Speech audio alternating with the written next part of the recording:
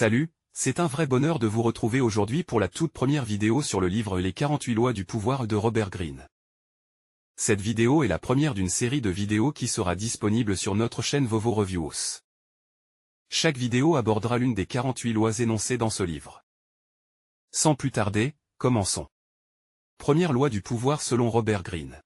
Ne surpassez jamais le maître.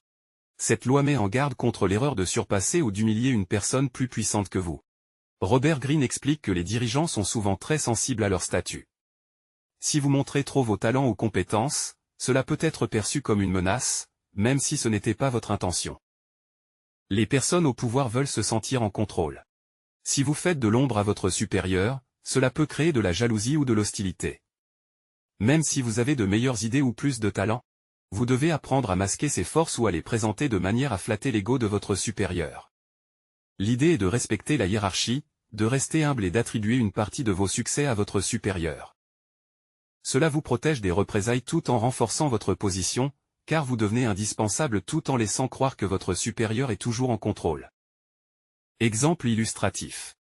Robert Greene cite Nicolas Fouquet, le surintendant des finances sous Louis XIV. En 1661, Fouquet a organisé une fête somptueuse pour honorer le roi. Cependant, la splendeur de la fête a éclipsé la propre cour de Louis XIV.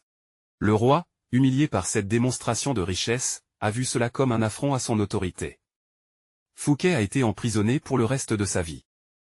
Cet exemple montre que même des actions bien intentionnées, comme celle de Fouquet, peuvent être mal interprétées. En éblouissant trop son supérieur, il a payé un prix élevé. Pour appliquer cette loi, il est essentiel de comprendre la psychologie des personnes au pouvoir. Voici quelques conseils. Inflattez l'ego de votre supérieur. Mettez en valeur leurs compétences et leur statut.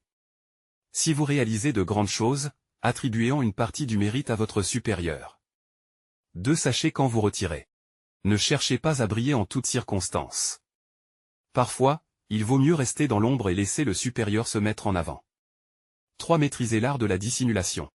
Ne dévoilez vos talents que lorsque cela renforce la position de votre supérieur, pas la vôtre. 4. Adoptez une attitude humble. Montrez-vous comme quelqu'un de humble et reconnaissant, même si vous êtes plus compétent.